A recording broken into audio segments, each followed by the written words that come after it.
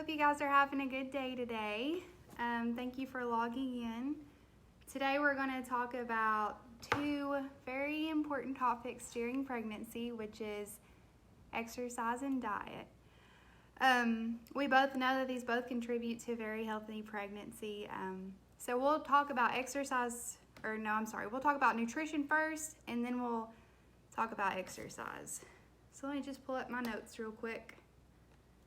Of course, we know that nutrition during pregnancy is always important. A lot of new moms don't really know what they should eat, what should they avoid, and things like that. So that's just some topics that we're going to be covering today. So the first thing we'll talk about is, why is nutrition important? Okay, well, it's one of the best things that we can do for our bodies. So this is going to be supporting both us and the baby. So we want to make sure that we eat the best things possible. Good nutrition usually revolves around eating kind of a variety of foods, not just one certain foods. So eating things like whole grains is always good.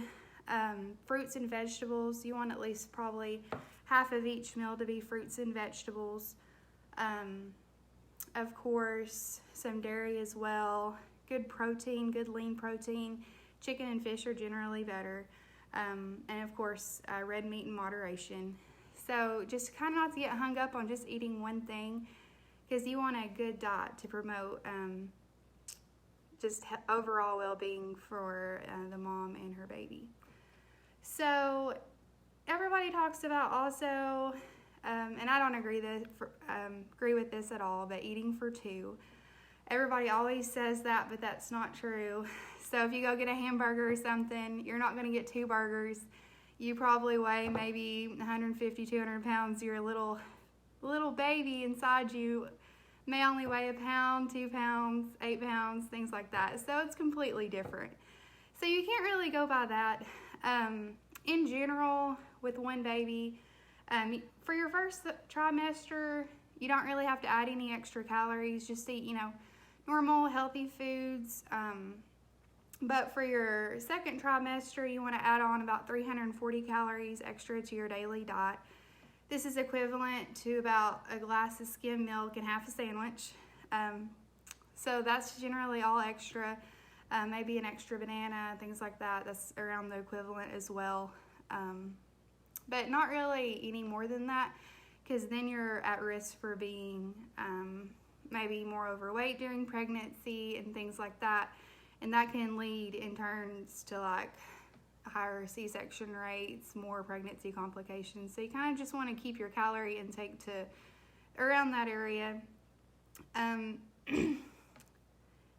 of course, if you are carrying twins, you will need to eat more calories, generally about 600 calories a day. Triplets, 900 calories a day. So I did get all this information I'm talking about today from a very reliable resource.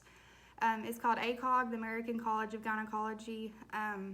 Actually, when I worked in labor delivery, a lot of our protocols were from ACOG. So all of their stuff's evidence-based practice. They have really good resources online too.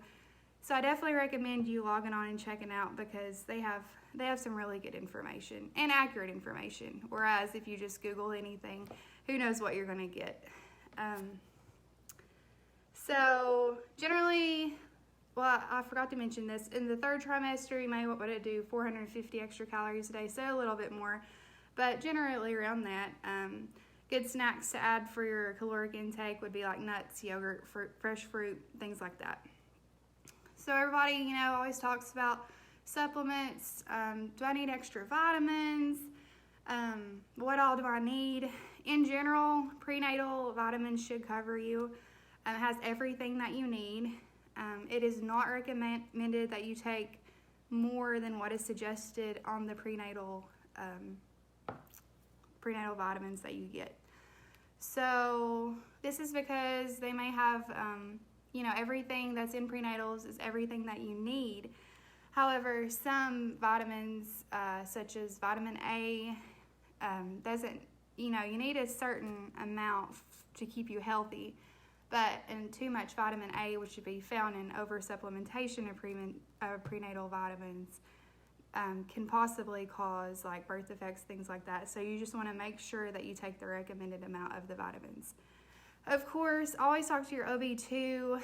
You may have some other deficiencies also, but let them recommend what you should take versus just randomly taking things. So always talk to your OB doc about that prior. So a big thing, of course, we talk about, I mentioned earlier, we want to kind of prevent obesity during pregnancy and pregnancy complications and all that. So excess weight during pregnancy can be associated with some complications, as we all know, can be cause increased risk for high blood pressure, which can in turn lead to preeclampsia, preterm birth, and gestational diabetes. Obesity during pregnancy also increases the risk of macrosomia, which is basically a big baby, and that's also known to cause the baby maybe to have some more increased risk of blood sugar problems when they're first born. Maybe they have to be monitored more closely. Of course, birth injury as well, because you have a big baby, you're going to have maybe possibly some more complications. Of course, with that, your increased risk for C-section also increases, and then birth defects as well. So what should you eat? As I mentioned prior, just a well-rounded diet, fruits, vegetables, whole grains, lots of nuts, healthy foods like that.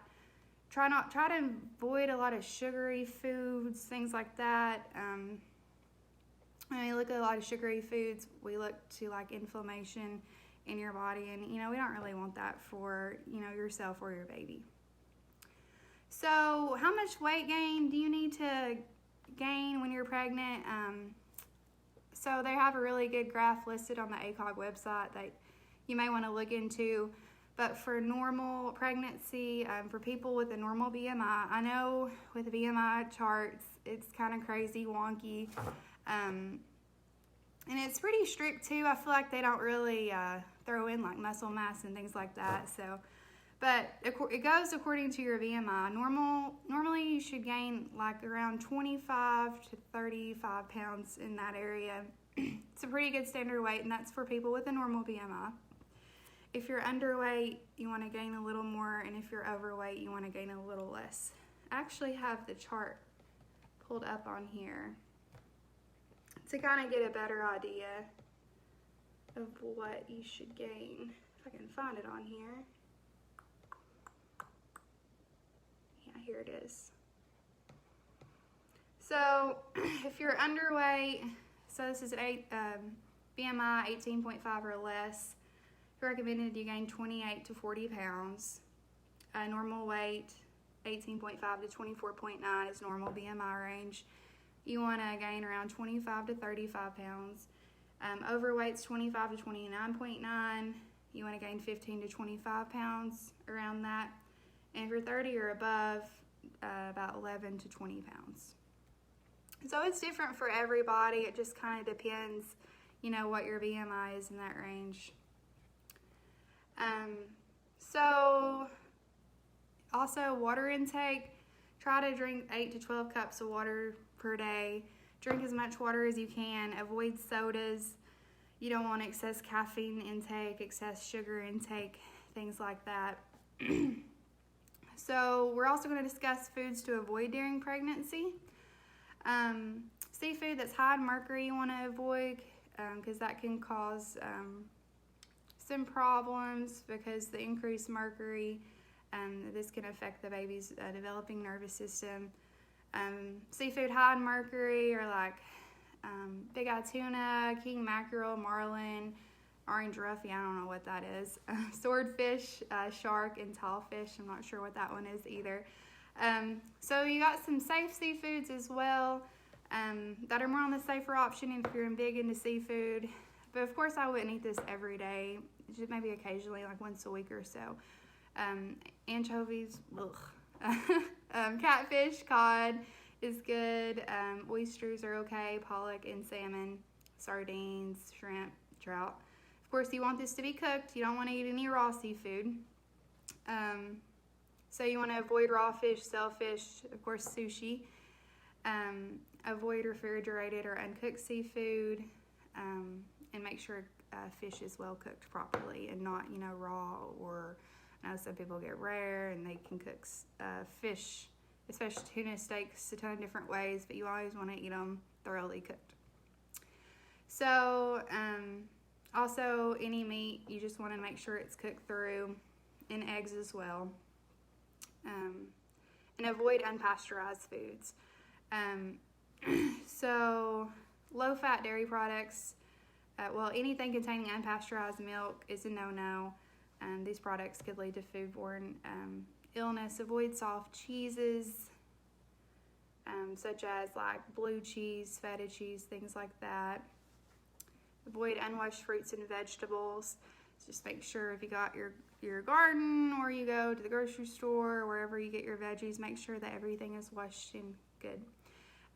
Of course, avoid excessive caffeine. Have coffee in the morning, it'll be fine, but don't drink coffee throughout the day. It's generally recommended 200 milligrams or less per day of caffeine, which is a pretty good amount. I think the average cup of coffee has around 80 milligrams of coffee, if I'm not mistaken. You may want to double check that though. And obviously we want to avoid alcohol. I feel like that's pretty much a given, but we don't need to be drinking alcohol while we were pregnant. So that's it on the nutrition side of things. So of course, with the nutrition and a good diet, being healthy, we also want to focus on exercise as well, because these both play a big role in how our overall health is going to be. So let me pull up that information as well. Of course, I got this information from the ACOG website also. And you can just type in ACOG, exercise during pregnancy, and you can find all the information. I can post the link below too, if that'll be helpful for you guys. So everybody wants to know, is it safe to exercise in pregnancy? The answer is yes. If your pregnancy is normal, no complications. But again, make sure you talk to your OB first, because you may have some complications that you're not even aware of. So make sure you get the go-ahead from them before you start, and let them know kind of what you want to do, what you expect to do with exercise, especially if you're new to exercise. They can kind of teach you, what's safe also. And we'll be discussing this a little bit here, but they'll be able to talk to you a little bit more in detail about it. So, of course, so there are certain conditions that ACOG has listed that may make exercise during pregnancy unsafe. With the following conditions, complications, you shouldn't exercise in pregnancy. That is certain types of heart and lung diseases. If you've had a cerclage, being pregnant with twins or triplets increases your risk of preterm labor. Placenta previa after 26 weeks of pregnancy, and of course if you're in preterm labor, if your water's broke, generally you'll probably be bedbound, so obviously no exercising with that. Preeclampsia, so what that is high blood pressure during pregnancy. You don't want to do exercise during that, because you could increase stress, increase high blood pressure and things like that. So we don't want to do anything that could possibly raise your blood pressure. And then, of course, severe anemia. And anemia is when you just don't have enough blood. Your blood levels are low. And you're already going to feel tired and groggy then. So we don't want to put you at risk for passing out, getting even more dizzy and things like that. So, of course, we talked about, what things we can't, if you have those things, it's not really recommended that you exercise. But if you can exercise and you've talked to your OB doc about it, there are several benefits to exercise during pregnancy. Reduces back pain. A lot of pregnant women suffer from constipation, so it can kind of help make that more regular. May decrease the risk of gestational diabetes, preeclampsia, and cesarean section. So also promotes healthy weight gain during pregnancy, improves overall fitness, strengthens your heart, and then helps you lose baby weight after your baby is born also. So these are a lot of positives that come from exercising. It can also help improve your mood too if you're feeling a little down. I know every time I exercise, I get really, I feel much better during the day. So that's just overall a positive thing to be doing. So how much should you exercise during pregnancy? Generally, 150 minutes of moderate exercise per week. So moderate exercise is considered activities that involve maybe you're running or swimming or walking briskly. You're still able to hold a conversation, so you're not going too intense where you're breathing really, really heavy, but able to still hold that conversation. Of course, your body does go through some changes during pregnancy that may make exercise more difficult. Sometimes joints become more relaxed, so you're at more of an increased risk of injury. Your balance, of course, is off because you got this big belly now, so it kind of makes it a little bit harder to walk. And then breathing is affected also. So you may have trouble breathing as well because, you're in your third trimester and you're struggling, a lot of reflux, things like that. So this can all kind of impact exercise and what you can tolerate it as well. Of course, you want to make sure you drink plenty of water. I recommend 8 to 12 cups. Talk about nutrition, but with exercise, you want to drink more. Make sure you always have a bottle of water with you when you're exercising. And drink plenty of it. You got to stay hydrated. That can reduce, dizziness that you may have and things like that. Signs of dehydration include dizziness, racing heart rate, pounding heart, and things like that. Of course, avoid becoming overheated. That can be done also by drinking plenty of water or loose-fitting clothing. It is recommended in the summer that you kind of stay cool if you can. Maybe exercise in a gym with air conditioner versus running outside.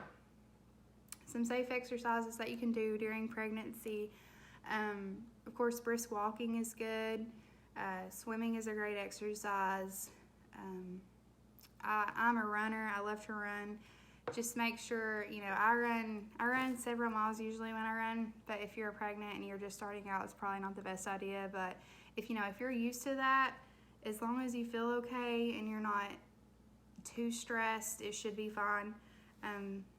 But again, that's another thing to talk to your OB doctor about it too, if you should continue it or not. Most OB docs should say that it's fine, but definitely want to check with them. Of course, lifting weights too. If you've been comfortable with it pre-pregnancy and you kind of want to continue to incorporate it, talk to your OB doc about that because there's maybe certain weight restrictions also. Of course, yoga and Pilates are always great exercises too. And that kind of gets your heart rate up a little bit as well. So those are all some good exercises too, and stationary bicycling as well. You don't really want to do regular bicycling because you got your big pregnant baby belly, and it may throw you off balance a bit. So that's why stationary, and then if you fall, you could hurt your belly, hurt your baby, things like that. So that's why a stationary bike would be a better option than riding a bicycle.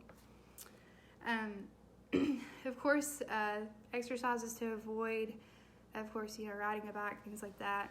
You want to avoid contact sports, like if you play basketball or do contact sports like soccer, things like that. You want to avoid those sports because you don't want to worry about, getting kicked, getting an elbow in your stomach, things like that. So try to avoid that as well. So anything that may, be too rough, obviously you want to avoid it.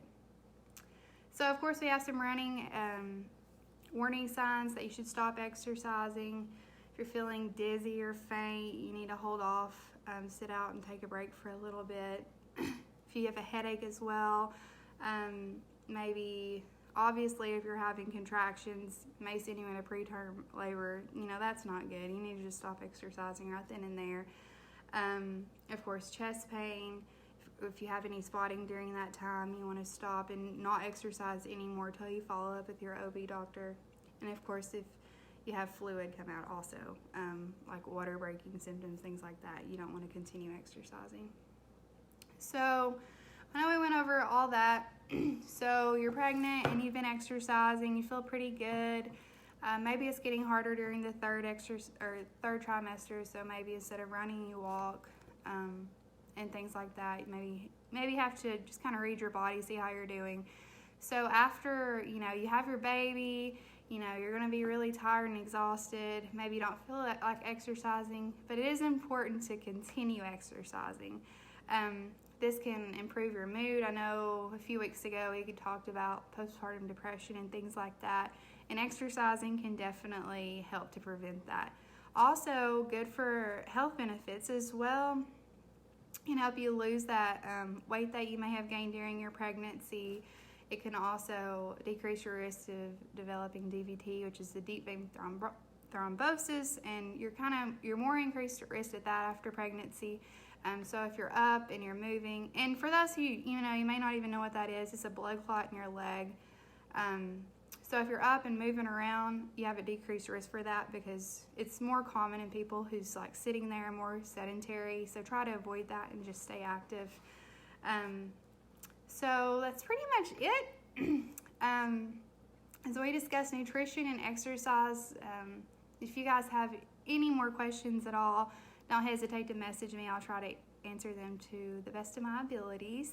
It was nice talking to you guys, seeing you guys on here. I'm glad I got to provide you with this information today. I hope you guys have a great rest of your week. All right, bye.